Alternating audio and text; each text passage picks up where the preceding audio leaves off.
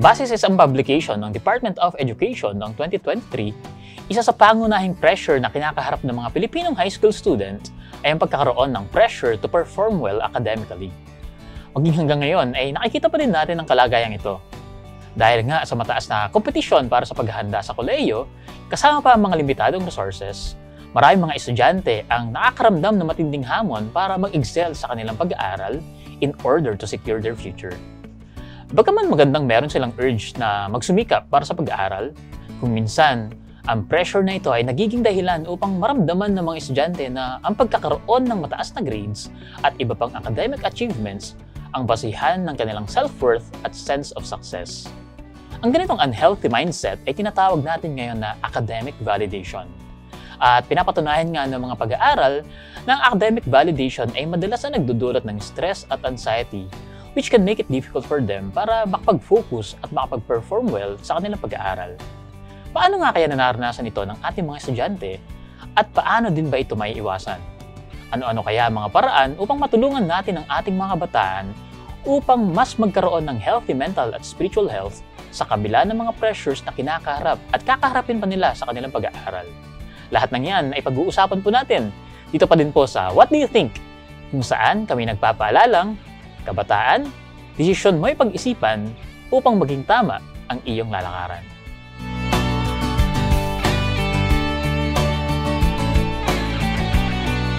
Isang masayang araw naman po sa ating mga kabataan at sa lahat po ng ating mga taga-subaybay.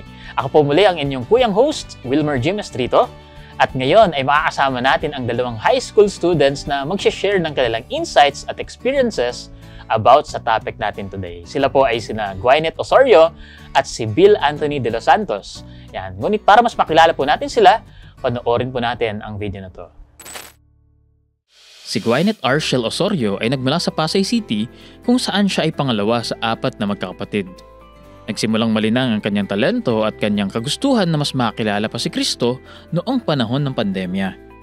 Sa mga pagkakataong iyon, lalo siyang nagkaroon ng oras para mag-aral ng Biblia, manalangin at maglingkod sa iba habang ibinabahagi ang pag-ibig ni Jesus.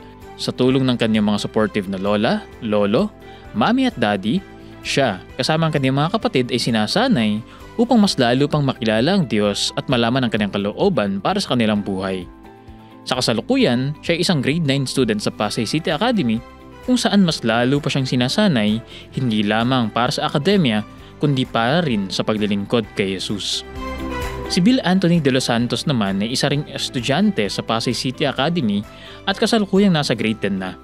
Siya ay aktibong sumasali sa iba't ibang ministries at services na pinangungunahan ng mga kabataan kagaya ng Pathfinder, Master Guide at iba pang mga youth ministries. Sa pamamagitan ng mga paglilingkod na ito, hindi lamang siya nagagamit para maging pagpapala sa iba, kundi para mas makilala din niya si Jesus sa kanyang buhay. Bukod sa kanyang leadership skills, mayroon din siyang talento sa pag-awit, digital arts and design na ginagamit pa rin niya para sa pag-serve sa Panginoon. Bagaman sa murang edad ay marami siyang nakakaharap ng mga struggle sa buhay, ang kanyang pakikisangkot sa gawain ni Jesus ang tumutulong sa kanya upang mas lalo pang magtiwala sa Panginoon sa araw-araw. Kasama sina Gwy at Bill, alamin natin ang iba't ibang mga aral na ating matututunan mula sa buhay at pananaw ng isang high school student.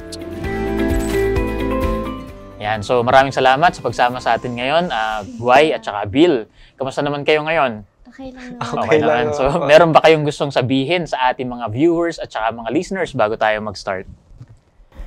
Okay, so I'm very, very blessed to be invited here again, and may this discussion bring us closer to God.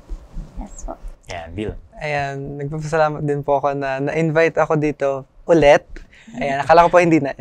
Pero yan, nagpapasalamat po ako na-invite ako dito para mag-share po ng mga nalalaman ko at para malaman din po ng iba yung mga gusto kong ibahagi at mga naranasan ko rin po. Yan, salamat muli sa inyong dalawa. Na-excite ako na marinig yung inyong mga insights, lalo na magmumula ito sa mga kabataan na katulad ninyo. So, natutuwa ako sa magiging discussion natin today. So, binabati rin natin syempre ang lahat ng mga nakasubaybay sa ating Facebook pages sa Hope Channel North Philippines at Philippine Union Conference. Ganun din sa ating YouTube channel na Hope Channel North Philippines din ang pangalan.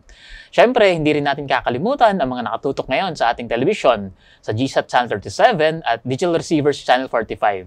At sa mga nakikinig naman po sa ating radio, AWR 89.1 FM, kamusta po kayong lahat? Nawa po kayong lahat ay nakakaranas ng pag-ibig ng ating Panginoon at iniimbitahan din po namin kayo na i-like at i-share ang ating pong live broadcast ngayon upang mas madami pa mabless at makinabang sa makabuluhang paksa na ating pong pag-uusapan ngayon. Ang paksa po natin ngayon ay may pamagat na academic validation. Okay lang ba yun? So, kung ikaw man ay isang estudyante, magulang ng isang estudyante, or kung gusto mo lang na mas maunawaan ang mga struggles ng mga kaibigan mong estudyante, para sa ito. Pero bago po tayo magpatuloy sa ating pong mga pag-uusapan, hilingan natin muna si Gwyneth para sa isang opening prayer. So, tayo po ay manalangin. Dear Heavenly Father God, salamat po ulit sa pagkakataon ngayon na muling pagkikinggan ng iyong mga salita. Gamitin niyo po kami na ma-bless at ma-inspire po ang mga tagapagkinig at i-fill niyo po kami ng Holy Spirit na lahat po na sasabihin po namin ay galing po sa inyo. Salamat po ulit sa opportunity na ito. Sa pangalan ni Jesus. Amen. Amen, amen. So yan, thank you. Thank you sa prayer, Guay. Tayo naman ay magpapatuloy na sa ating discussion, okay? So muli, ang topic po natin ay academic validation. Okay lang ba yon?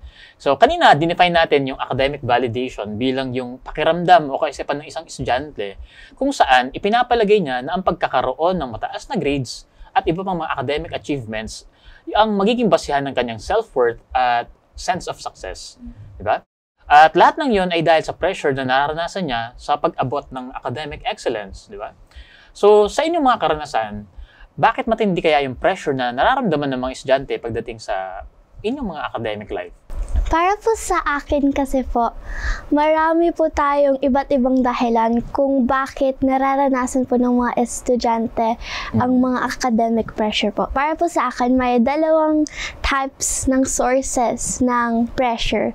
Una po ay external forces at pangalawa po ay internal forces. Yung sa aking experience po sa external forces, yung expectations po ng mga tao sa akin kasi personally po, by God's grace, I was able to achieve big things naman din in life, in my age, and because of that achievement, people have connected me with the things that I have done. Ay, si Gwyneth ganyan, si Gwyneth ay mabait, like that. So, it seems that that identity is something that I should live up to. So if I don't be that type of Gwyneth that they think of, I would disappoint them. And if they're disappointed, I feel disappointed too. So that's one of the reasons why I feel academically pressured. It's because of the expectations of people. Second, maybe because of the hectic requirements and time schedule. Because typical school, we go to school at 8 a.m., probably go home around 5 to 6, and then once you reach home, you really want to sleep, but you have some other responsibilities to do. It could be related to school or not related to school that you really need to fulfill. So there's this time pressure in accomplishing these responsibilities po. And the demand of doing well, in the same time fulfilling your requirements at the right time. So yan yung external pressures ko po. And then internal pressures is all about my self-talk and what I do to myself. So first would be my self-expectations too. Once you keep on listening to how people perceive you, that would be your perception of yourself too. So you would feel so pressured to have that type of identity, and if you don't fulfill it nga, you'll feel disappointed, and the more you feel disappointed, the more you'll feel bad about yourself. I am not good enough right now. I really need to be better. So instead of doing good things for the sake of joy, you're doing it for the sake of expectations already, which is not good. And second, probably the self-talk that I have to myself, saying I'm not enough, I really need to put more effort. Kulang ako yun sa effort. Yan yung sinasabi ko po lagi sa akin. And other than that, probably comparison po. That's the main thing why I get academically pressured. I'm comparing myself with those people who are better than me. Ay, sila, ganyan. Gusto ko din maging ganyan, yung ganyan. Tapos, the comparison I make to my previous self, like the younger version of myself. When I was younger, I was better. So why not now? Shouldn't I be better because of the time that passed? So those are the two main things that causes pressure to me. External pressures and internal pressures. But again, the main reason or ang dahilan kung bakit po super tindi ng pressure na nararamdaman po namin academically is because we focus so much sa problems na naranasan natin po.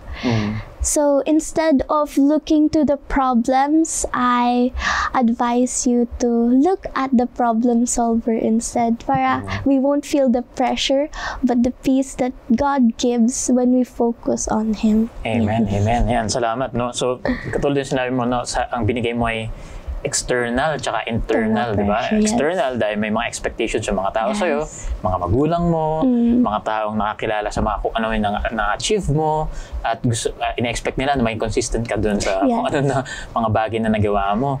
So, yun yung sinasabi mo na external. Tapos internal ay yung kung ano yung na-build mo na sa reputation mo sa sarili mo, gusto mo ganun ka na rin. So, parang apektado ng internal pressure mo yung nangyari galing sa external din na pressure, aside from gusto mo rin na mag-better compared sa kung ano yung younger version of you. Parang gusto mo ganun, nag-grow. Which is, I think, good yun. Yung mindset na gusto mo na mag-grow. Pero naging unhealthy lang siya kapag sobra ka nag-focus dun sa katotohanan na parang unworthy ako or hindi ako enough, di ba? So, yun yung sinabi mo. At salamat sa pag-share nun, Gwyneth. Ikaw naman, Bill. Ngayon po, I feel pressured dahil kay Guay. Masasabi ko po kasi yung mga sasabihin ko is connected na din po kay Guay sa mga sinasabi niya. Pero ngayon po, external pressure ka po kay Guay ngayon.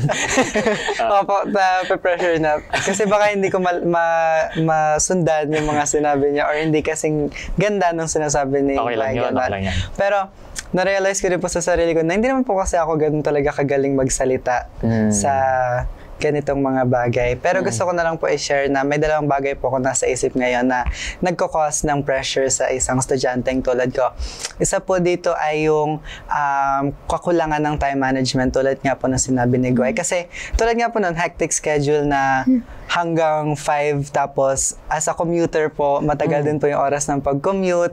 Gano'ng tagal lang oras ng commute mo? Ako po kasi minsan kapag commute po, mga 30 to 1 hour po ako, 30 minutes to 1 hour po ako nakakadating sa bahay, ganun po.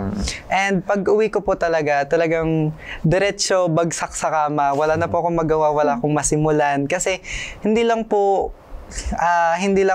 hectic sa schedule pero kulang na rin sa tulog. Kaya may mga assignments kang hindi mo magagawa. In the end, mape-pressure ka sa umaga na pasahan na to ngayon pero hindi ko siya nagawa kagabi kasi napagod ako. Ngayong umaga malilate naman ako kasi parang ang dami mo na agad iisipin sa buhay mo na paano ko ito magagawa? Yun na lang talaga. Mape-pressure ka na paano ko ito masasagot. Ganun. And isa pa po na nasa isip ko ngayon is yung katulad po ng sabi ni Gwyden na ang galing ko dati pero ngayon hindi ko na magawa. Meron po ako times na habang nasa classroom, nakatingin lang po ako sa board na parang tulala sa board na napapaisip na lang ako sa sarili ko, bakit ganun? Parang ang tataas ng grades ko nung grade 9 ako pero ngayong grade 10, hindi na katulad ng dati na kaya kong makakuha ng 98, kaya kong in general average, ganun. Pero ngayon parang baka hanggang dito na lang talaga yung kaya ko. Kasi parang nag-excel na din yung mga nangyayari, dumadami na yung mga... Natatalino din. Sana ka pa yan. Parang humihirap na po lalo yung mga subject kasi pag tumatanda ka, mas marami kang pagdadaanan. Yun po yung na-realize ko sa buhay ko na pressure talaga, mangyayari talaga sa yun pagtanda mo. Yan. So, yun po yung mga bagay na dahilan ng pagkaka-pressure ko. Yan. So sa'yo naman, yung unang pressure mo ay yung parang paano ko pagkakasyahin yung lahat ng gawain sa limitadong time na to. Di ba? So kung wari, gising ka sa loob ng 12 hours, di ba? Paano mo pagkakasyahin yung lahat ng yan? Napupuyat ka ba pagdating sa paggawa ng assignments? Or ano? Opo. Yan. Wala ka naman mga extra na mga ginagawa? Nag-games, sports? Kasi hindi po ako mag-games actually. Diretso tulog lang po talaga. Ibig sabihin, bahay tapos school, yun ang madalas mo na parang routine ko na lang po yun talaga. Tapos di mo magkasya. Yan. So, makikita kasama pa doon na kina-compare mo yung sarili mo sa sarili mo dati at kina-compare mo rin yung sarili mo sa iba. So, pareho no, may ganun na, ganun na karanasan, no? Yun ang common sa inyo. Pareho kayong may sense ng kina-compare nyo rin yung sarili nyo. At yun, nakaka-pressure talaga yun, no? Maging sa ating mga kabataan yun. Medyo hindi ako makarelate ng konti kasi noong time ko, parang hindi ako nag-goal ng mataas. Tapos, parang pa-easy-easy lang ako na estudyante noon. No? Pero, dumarating din ako sa point na yung pakiramdam na parang hindi nga ako enough. Diba? At sa tingin ko, mas healthy yung sa inyo na pag naramdaman nyo na hindi kayo enough, ay gusto nyo na mag-strive to be better. Kaysa doon sa naramdaman mo lang hindi ka enough, tapos nag-stick ka lang doon at hindi ka na nag-try to be better. So, maganda yung ganun na kaisipan. Although, sa kabilang extreme, kapag nag-focus tayo doon sa mga pressures na kinakaharap ng kabataan, nagiging unhealthy siya, na nag-lead sa overthinking, di ba? Nag-lead para magkaroon ka ng mababang self-esteem at hindi ka na magkaroon ng sense ng joy, di ba? Lalo na kung kina-compare mo palagi yung sarili mo sa iba. So, ano ba yung mga nagiging effect nga nito? Itong pressure na to na sinabi ninyo, ano naging effect nito sa inyong mental health, emotional health, lalo tigit sa inyong spiritual na health? Sa'yo, Guay. Sige po. So, again, I would like to split pressure into two types. So, academic pressure can result or affect us in a negative way and also in a positive way. It can affect us in a negative way because probably our minds will be filled with negativity, we will feel so down, which will cause us to be anxious, which will cause us to worry too much, and because of those worries and anxieties, our health will go down. Also, I would like to say what Kuya Bill said a while ago sa pagpuyat po. So, napupuyat ka rin? Guilty din po ako dun kasi po sa mga requirements, like nakatulala pa minsan sa mga requirements kung paano po yun is-start. So, academic pressure can affect us negatively if it's too much and if we don't manage it well. So it's all about management din po kasi. And it can positively affect us naman po because it challenges us to be better. And not only that, in hard times po kasi, you're called, you are moved to get on your knees and really ask God for help because for you feel you cannot do it anymore. That's why you really need someone to help you. So though my times now we feel it's so painful or it's so hard that we cannot do anything about it, we have a God who will help us be able to overcome these things and that He can use the academic pressure that we have to be instruments for His glory. And I just want to share a Bible verse po. Just wait. It is found in James 1:2-3. It says, "Count it all joy, my brothers, when you meet trials of various kinds. For you know that the testing of your faith produces steadfastness." Yan po. So with the trials that we have right now, God can use it for us to develop characters that we can shine the light of Jesus wherever we go po. Amen. Amen. Yan. Salamat sa iyo, Guay. So, sinasabi mo na pagdating dito sa naging epekto ng pressure sa iyo, totoo na nagbibigay sa'yo ng anxiety kuminsan, di ba? Pero naglilid din yun para makita mo yung need mo na lumapit sa Panginoon at makita mo yung opportunity para mag-grow sa iyong character, di ba? Totoo nga naman na sa pamamagitan ng mga pressures ng buhay, natuto tayo maging patient, ito steadfast, mas malalim na yung translation. Natuto tayo maging resilient, di ba? Natuto tayo na maging resourceful, at syempre, natuto tayo na maging dependent sa ating Panginoon dahil nakikita natin hindi tayo enough, hindi natin kaya sa ating sarili. Salamat sa pag-share nun. Guay, ikaw naman, Bill.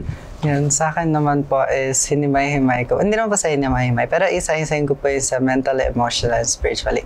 Sa mentally po, sa pag-iisip, kapag when I'm pressured, parang punong-puno na po yung utak ko to the point na hindi ko na alam kung ano yung tama kong gagawin. Na mabilis po ako ma-block yung utak ko na parang hindi na ako makapag-decide ng maayos sa gagawin ko na nakakakos din ng maling pagdedesisyon or maling mga bagay sa buhay na.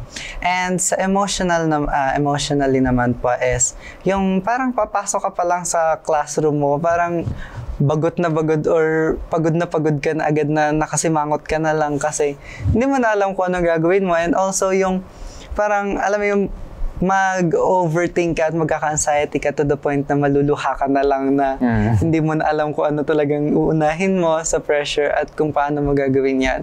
And sa spiritually naman po is yung negative effect po nito para sa akin is yung nagkukulang ka po ng oras para sa Panginoon. Kasi ako po personally, kapag may gawain, gusto ko po agad tapos na.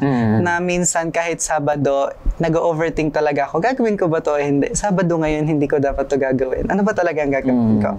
And yun po ako before mga past years, school years ko, mga grade 7 moments kasi bago-baguhan, mabilis mag-overthink, ganito, ganyan. And na-realize ko po na unahin mo ang Panginoon. Sabi nga nila na dapat mag-focus ka pa rin sa Panginoon kahit sa anong sitwasyon ng buhay mo, sa kasamaan man or sa kabutihang sitwasyon mo. Kasi siya talaga yung bahalang tutulong sa'yo sa kung anong sitwasyon mo yan. At yung kahit na, at ngayon po, na proud na po ako sa sarili ko kasi parang sabi ko sa sarili ko na kapag Sabado, hahayaan ko na lang muna tong oras na to para sa Panginoon kasi ilang araw na akong masyadong napapagod. Ito na yung araw para magpahinga na muna ako. Parang give time for myself and para makakommunicate na din po ako sa Panginoon. Yan po. Amen, amen. So, sa'yo naman, sinasabi mo na kapag na-pressure ka mentally, parang naghahanap ka ngayon na tinitake opportunity mo yung rest na kasama ang Panginoon para hindi palaging puro yung task sa pag-aaral, yung inaatupag mo, di ba? Mahalaga na masipag tayo sa pag-aaral, di ba? Pero kailangan mahalaga din na makita natin yung distinction ng may time para sa pag-aaral, may time para sa Panginoon, may time para sa pamilya. Marami tayong roles na ginagampanan sa totoong buhay, hindi lang sa pagiging estudyante. Matatapos yung pagiging estudyante nyo, pero hindi matatapos yung pagiging anak niyo ng Diyos, di ba? Yeah. Hindi matatapos yung pagiging family members ninyo. Nandyan palagi yung mga family members ninyo, may time dapat din kayo sa kanila, di ba? So, napakaganda na makita natin yung sa kabila ng mga pressures ay nakikita natin yung need natin na magpahinga at mag-take time para sa mga taong mahalaga sa atin at syempre para sa ating Panginoon. So, medyo nabanggit nyo na ng konti itong answer sa pangatlong question natin. Pero pwede natin mas ma-specify pa, di ba? So, ang sabi dito, anong ginagawa ninyo para mas ma-manage ang pressure at hindi yun mag-lead sa stress at anxiety? Di ba? So, sinasabi nyo, dumadating sa point na nag-overthink kayo. Di ba? Pag nag-overthink, kapag nasobrahan, nagiging stress, nagiging anxiety, paano nyo naman manage na hindi kayo umabot sa ganung point? Or umabot pa kayo sa ganung point eventually? Or paano nyo na-manage na bumalik? Ano yung naging experience na nung umabot kayo doon? Okay po. Okay. Sige. So, for me po, yung mga paraan po na ginawa ko po para ma-manage yung mga stress and anxiety ko po is, okay. Number 1, whenever I feel stress, medyo dati, kinikip ko po talaga sa sarili ko. It will pile up inside na iluluha ko na lang po. Di ko po talaga sasabihin. Ganun po ako. Tapos, this time na nag-high school po ako, May mga pagkakataon po talaga na na-stress po talaga ako, especially last year. Kasi may club sa school, yung SSG po. During this time, bata pa po ako and I'm still learning how Parang to time management. Student government. Yes po, opo. So, yung schedule ko po kasi, usually, gumigising po ako ng 4 a.m. Para ma-start ko po talagang day with God and ma-maintain ko po yung physical life ko, spiritual life, social life, academic life, yung ganun po. Gusto ko po talagang i-balance, pero mahirap pong i-balance kapag mahaba yung sleep kasi the longer the sleep, the lesser the time you can do something. So, gumigising po ako ng 4 a.m. para ma-start na yung day ko po. Tapos natutulog po ako mga 10 na po. So, kulang na kulang po ako sa sleep. So, there are times na mabilis po akong umiyak, mabilis po akong maapektado. Tapos umuwi pa po kami sa school mga 6:30, 6 to 7 po during those times. So, pagdating ko po sa bahay, pagod na po ako. And naalala ko po talaga yung days na iniyakan ko po talaga. Sa place po kasi namin, may garden. So, during those times, I go there alone para umiyak lang po talaga and ma-open po yung heart ko kay God. So, one way na i-manage ko po yung stress is by going to God alone. Because sa Kanya po kasi, I know na hindi niya ako i-judge. And He is always ready to hug me and embrace me with His loving arms na, Garnet, I know na pagod ka na and I'm here. Just go to me. Sabi nga po sa sa Matthew 11:28-30, Come to me, all who labor and are heavy laden, and I will give you rest. Take my yoke upon you and learn from me, for I am gentle and lowly in heart, and you will find rest for your souls. For my yoke is easy and my burden is light. So during the time na I spend with God alone, I know little by little, na-experience ko po talaga yung rest sa Kanya. Yung the challenge of giving things up to God. Kasi mahirap naman na you're going to give up your control to someone else because you know you cannot control it anymore. So, knowing that God is the greatest controller of things, if you give it to Him, siya na bahala and He has good plans naman for me. So, siya na po bahala. So, one way again is by talking to God alone. And sometimes po, kumakanta po din ako, like, the words that I say, I put into tone. So, kahit pawala-wala lang po yung mga tone na ginagawa ko po, at least naiintindihan ni Lord yung mga sinasabi ko po and He knows my heart. And second, if gusto ko po talagang i-talk out with my friends, pinupuntahan ko po talaga sila, especially mga close friends ko po sa school. Pero of course, wait. Sa magulang ko po muna. Yan. In-open up ko po sa mother and father ko yung mga challenges ko po. And of course, they're very supportive and they listen very much sa mga sinasabi ko.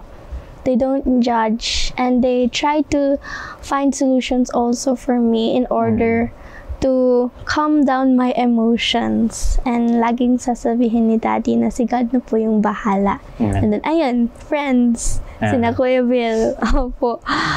Sometimes nag-rant po ako sa kanila. And sometimes they also say na, si God na din bahala. All we have to do is pray kasi He is the greatest friend who will be there to comfort us. So more on talk therapy po ako. If I talk it out, medyo nawawala din po para sa akin. So yan yung akin po. So sa'yo, inilalabas mo, iniiyak mo sa Panginoon, sa family mo, ina-open mo sa kanila, at maging sa mga close friends mo. So yun yung way mo para hindi siya mag-lead sa stress or anxiety. Ayan, salamat. So sa time ngayon, ganun pa rin ang paraan mo ng pag-manage para hindi magdumala ini-open mo na agad sa Panginoon. Ganun ba ang ginagawa mo? Same naman din po. Okay, thank you. Ikaw naman, Bill. Sa akin po, medyo same lang din kay Guy. Pero 3 bagay po yung nasa isip ko ngayon.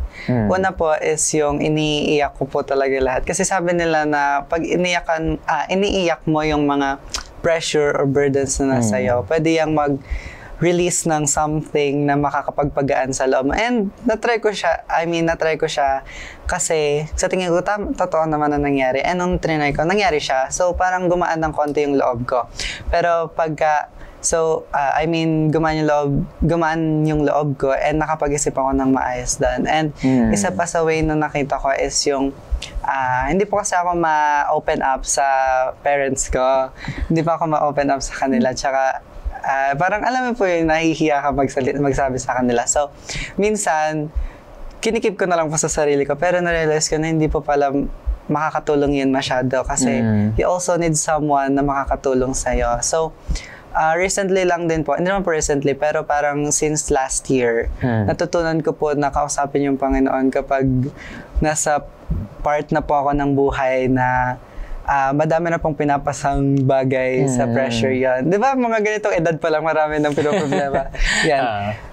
Recently po, last 2 months ago, meron pa akong experience na exam day po namin nun. And Friday po nun, so hindi po kami mag-exam ng afternoon kasi half day lang po kami. So nung the day before nung exam po is late na po ako nakauwi. And tulad nga po na sinasabi ko, pagod na pagod ako, so diretso tulog na po ako. Mahihirap po yung subjects the next day na i-exam. So meron pa po kaming like 30 minutes to review. And nasa bahay po ako noon. Hindi ko po alam ang gagawin ko talaga kasi binabasa ko yung libro. Wala akong maintindihan, walang pumapasok sa utak ko.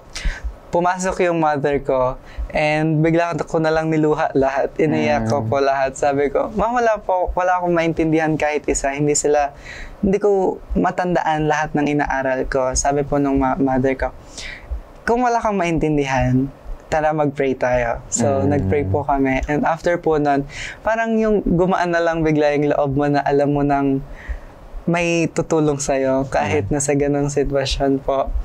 At doon ko din po na-realize na talagang kailangan mo ng someone para gumaan din yung loob mo at makahanap ka rin ng solusyon sa problema mo. Yung last part po is yung, yun nga po, parang tinatawa ko na lang lahat. Ewan ko po, pero gumagana siya sa akin na pagka nanonood ako ng something na enjoyable, medyo gumagaan yung loob ko na parang kahit yun na lang yung makakatulong sa akin, gagawin ko. Basta lang mailabas ko lahat ng burdens or negativities po sa sarili ko. Talagang kahit mapatawa lang ako ng konti, sige, okay na ako doon. Yan. Although biblical naman yan, di ba? A merry heart. Good like a medicine, di ba? And yan, salamat sa pag-share ninyo, no? Gusto ko lang i-share na may naalala ako na book na nabasa ko dati. Ang title ng book ay Paradox of Faith. Marami siyang pinapakita na paradox. Yung ibig sabihin paradox yung kabaligtaran. Pinapakita doon, when we are weak, we are strong. When we are wise, we are unwise, we are wise. Yung mga pinapakita na ganun ng Bible. Isa doon na pinakita ay yung sa battle, sa mundo, pag tayo ay nasa battle, kinakailangan para manalo tayo, hindi tayo dapat mag-give up. Pero pagdating sa faith, para tayo ay manalo, kailangan nating i-give up. Yes. Diba? Kapag tayo ay maraming burdens na dinadala, maraming pressure na dinadala, mas lalo natin naranasan yung victory kapag i-give up natin yun sa Panginoon. Diba? So, yun yung isa sa mga paradox of faith. At nakita ko dun sa mga sinabi ninyo, no, na kapag pinipili nyo na parang strong kayo, kaya ko to, lalo tayo natatalo, diba? Yes. Lalo tayo na nakakaramdam ng anxiety sa ganung paraan. Pero kapag i-give up natin sa Panginoon, yung mga burdens na meron tayo, dun tayo nakakasumpong ng relief, nakakasumpong ng deliverance mula sa kung ano yung nagpapabigat sa atin. So, yan. Napakaganda nitong unang part ng ating discussion. Hindi ko akalain na mga kabataan tong kausap ko ngayon, no? At nakikita ko na marami tayo matututunan. Hindi lamang sa mga kapwa kabataan na makita ninyo na kapag dumarating din kayo sa same na situation, ang solusyon ay lumapit kay Kristo. Yes po. Hindi lang yon, kundi maging sa ating mga magulang na kung nakikita natin ng ating mga anak ay tipong nahihiya na lumapit sa atin, nahihiya na mag-open up sa atin, tayo na yung mag-initiate, anak, kamusta ka? Anak, anong pinagdadaanan mo ngayon? Anak, willing ako makinig sa'yo. So, napakahalaga ng support na yon. Hindi lang, totoong mahalaga yung support na galing sa Panginoon, pero tayo bilang immediate family at mga malapit na mga kaibigan, kumustahin natin yung ating mga kapamilya at ating mga kaibigan. So yan, pwede po kayong mag-comment sa ating comment section kung meron kayong mga dagdag na mga insights, or di kaya ay kung meron kayong mga katanungan, wag po kayong mag-atubili na mag-type po ng inyong mga comments dyan. O di kaya ay pwede nyo rin pong kontakin ang mga numbers na makikita po ninyo sa inyong mga screen. 0917-5643-777 para po sa Globe at 0919-0001-777 para man po sa Smart. So, makikita nyo po yan na naka-flash nga ngayon sa inyong mga screens. Mamaya po ay pag-uusapan naman natin kung paano po binabalanse ng ating mga guests ang kanilang academic life at saka kanilang spiritual life. Pero bago po yan, makakarinig po muna tayo ng isang awitin.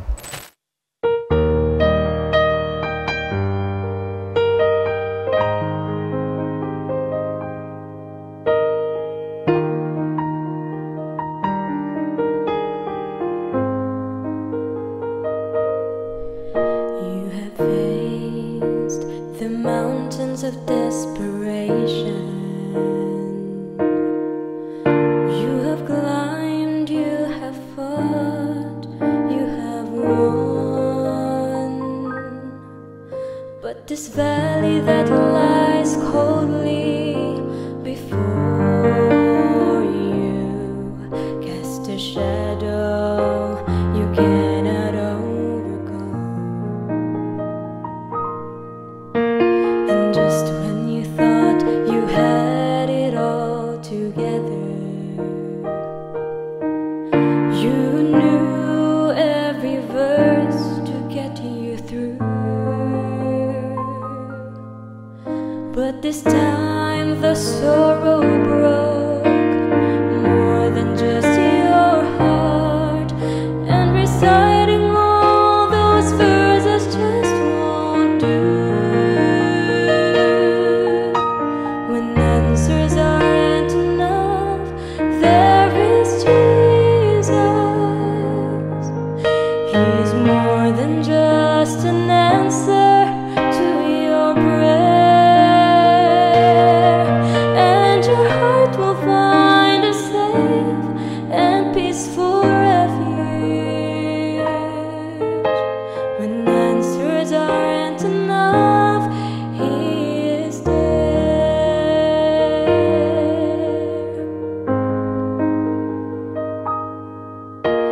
Instead of asking why did it happen, think of where it can lead you from here. And as your pain is slowly easing, you can find a greater reason to live your life triumphant through the tears. When answers aren't enough, there is Jesus. He's more than just an answer to your prayer.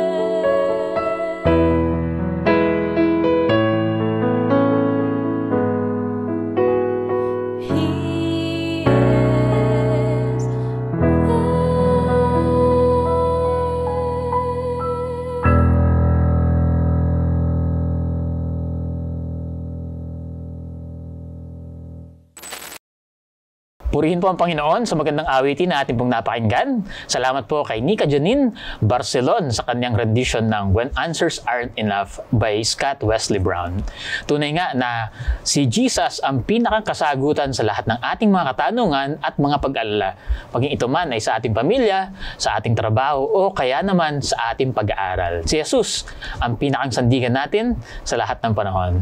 So, kayo pa din po ay nakatutok dito po sa What Do You Think? At ang topic po natin today ay may pamagat na academic validation, okay lang ba yon? Kasama pa din po ninyo kami. Ako po si Wilmer Jim Estrito. Kasama pa din po ang ating high school students na guest na sila Gwyneth Osorio at Bill Anthony de los Santos. So, ayan, Gwyneth and Bill, kanina marami tayong napag-usapan tungkol sa academic validation, academic pressures, kung paano natin yun na ma-manage. Pero kanina ay sinabi nyo na ang paraan ninyo para ma-manage yung mga pressures na yan ay lumapit sa mga kaibigan nyo, pamilya, at lalo tigit sa Panginoon. Pero ang tanong natin ngayon, sa kabila ng lahat ng yan, kanina nabanggit niyo yung time management, kulang ang time. Paano nyo napagsasama-sama, nababalanse na naandyan yung mga academic requirements, tapos hinahandle nyo pa rin yung pressure na yon na nag-open up kayo sa Panginoon, sa kapamilya, sa inyong kaibigan. Paano nyo nababalanse yung lahat ng yon sa academic life at saka yung pag-maintain ng inyong spiritual life? Gusto nyo si Bill naman mauna? Sige, si Bill naman mauna. Sa akin po, siguro hindi ko po siya masasabing balance, pero masasabi ko po siyang maayos naman. Kasi everyday naman po, sa spiritual life ko po na kahit madami po akong pinapasang gawain, mga pressures, ganon, lagi ko na lang pong lagi ko po kasing iniisip na kasama ko ang Panginoon sa akin kahit anong mangyari. So, iniisip ko po na my spiritual life is there pa rin. Parang lagi ko rin na maintain na maayos. Kasi lagi po akong, hindi naman po sa pagmamayabang, pero lagi rin po kasi akong humingi ng tulong sa Panginoon. Lagi ako nagpe-pray na every morning na pagkagising na, Panginoon, sana po, ito po ay bagong pagsubok na naman aking kakaharapin. Tulungan niyo po ako, gabayan niyo po ako na malagpasan to kahit ngayong araw po. At pag-uwi ko naman po, syempre, nagpapasalamat po ako kasi nalagpasan ko po yun in the end. So, masasabi ko po na nabalance ko po siya in a way na even though na may dinadala akong mga maraming bagay o maraming pressures na gawain, mga ganito sa academics, is nasasama ko pa rin ang Panginoon sa aking buhay at sa aking puso kasi alam palagi niya po akong kasama. Yan. May sinasabi nga po na yung sinasabi nilang naglalakad sa sand na makikita mong isang pair ng paa na lang yung naglalakad. Sinasabi mong, bakit mo ako iniwan, Panginoon? Pero in the end, siya pala yung nagbubuhat sa'yo, tinutulungan ka niya. Yun po yung isa sa lagi kong dinadala sa akin na kapag hindi ko na kaya, alam ko tutulungan pa rin ako ng Panginoon. Yan po. Amen, amen. So yun sa'yo, nababalance mo yun lahat ng pressures dahil alam mong nananalangin ka sa Panginoon, alam mong kasama mo ang Panginoon, at alam mo na kahit anong kaharapin mo, tutulungan ka ng Panginoon. So yun yung napagsasama mo na, di ba? Totoo naman na hindi na kailangan na paghiwalayin yung, ito academic life ko ngayon, 7:30 to 8, ito academic life. Tapos ito naman, kundi sa buong circle ng buhay natin, lahat na ginagawa natin yung sa Panginoon, spiritual life, lahat, affairs ng buhay natin, at nababalansin natin yun sa ganung sense, totoo rin yun. So yan. Ikaw naman, Gwyneth. For me, I say that I balance also my spiritual and academic life by holding onto the promise na makikita sa Matthew 6:33. If you seek the kingdom of God first and all His righteousness, all these things will be added unto you. Amen. Di ba po, iniisip po natin na ang hectic po talaga ng schedule, kung paano po natin i-manage ang time for this aspect or personal life, our work life, our school life, church life. How are we going to balance all of that? And if di nyo po alam yung promise na to, parang you will depend on your ability of accomplishing things at the right time, at the good time length. And it's so much of a burden to think na lahat ito ay naasa lang po sa'yo, na if hindi mo po to nagawa, ayun, hindi mo na balance ang life mo. Pero hindi po pala yun ganun. Sabi po sa Bible, if we put God first, everything follows. And by putting God first, you can, from my personal experience po, after I wake up, probably after fixing my bed or pagkagising ko po talaga, nagpe-pray, tapos nag-read lang po ng one chapter of the Bible and then reflecting on who God is on this chapter. And knowing yung characteristic ni God ng ganun, we can hold on to that character of His throughout the whole day.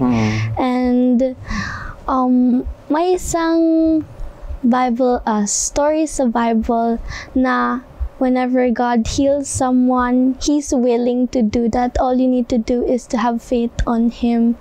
And nagustuhan ko po talaga yung story when He healed the woman who was bleeding for 12 years, na when she touched Him, when she had that personal connection with Him, He was asking, who touched me? And then the girl opened up to Him na it was her, and then He said, my daughter, go, you're healed because of your faith, something like that.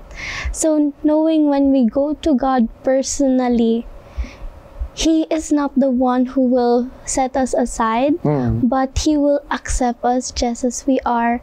And then we have that assurance that He is with us also, and that He cares for us. So knowing that when we put Him first, He will be in charge and He will be the one who will be controlling the rest of the day. So as you mentioned po kanina na it's not only when we spend time with Him, but spending time with Him also includes everything that we do in our daily lives. Maybe sa doing requirements or doing chores, that can also be a tool that God uses in order for you to be closer to Him. Maybe in doing chores, it teaches you how to be patient, it teaches you how to enjoy helping others, like that. So I advise na we can balance our life by putting God first, because everything follows. May acronym nga po na naalala ko po, yung JOY. Jesus first, and then others, and then yourself. And sa sinabi niyo nga po kanina, it's not about how much we do, but how much we submit to God, because siya na po bahala sa lahat. And when we submit to Him, we can hear Him say whatever He wants to say to us, and we are willing to follow what He says. So it's more about Him, not about us, that we can balance our everyday life. Siya na po yung bahala sa atin. Amen, amen. So napakahalaga nung sinabi mo, no, na totoo nga naman na parang hindi mo mapagkasya ang lahat ng mga dapat na gawin. Pero kapag inuna natin ng Panginoon, nakikita natin na yun talagang mahalaga, yun yung nakikita natin na kailangan natin ma-accomplish. Ibig sabihin, totoong mahalaga kung tutusin, kasi mawawala lahat ng mga pinaral natin, matatapos din tayo na magiging estudyante tayo, pero yung relasyon natin sa Diyos, yun yung mahirap na mawala. Pwedeng mawala, pero mahirap kapag nawala na yun sa atin, di ba? So, mayroong mga bagay na temporal, mayroong mga bagay na eternal. May mga bagay na short term, may mga bagay na long term. Kung minsan, dahil urgent yung short term, mabilis tayong madwell na kailangan ko i-accomplish agad to. Pero yung mga bagay na mas mahalaga at long term, yun yung nakakaligtaan natin, di ba? Pero kapag inuna natin ng Panginoon, makikita natin, na mabilis natin na-filter out na, ba't ko nga ba pinagkakaabalahan itong mga bagay na to? Pero namang hindi to. Di ba? Pwede namang makasurvive ako na kahit wala to. Pero hindi natin pwedeng makita na makakasurvive tayo nang hiwalay tayo sa Panginoon. So, napakaganda. Salamat sa pag-share ninyo ng inyong mga insights tungkol sa ating topic ngayon. Pero sa time na to, pakinggan naman po natin ang insights ng ating po mga kabataan na nagpa-interview about what do they think about sa ating topic ngayon. So, kabataan, what do you think?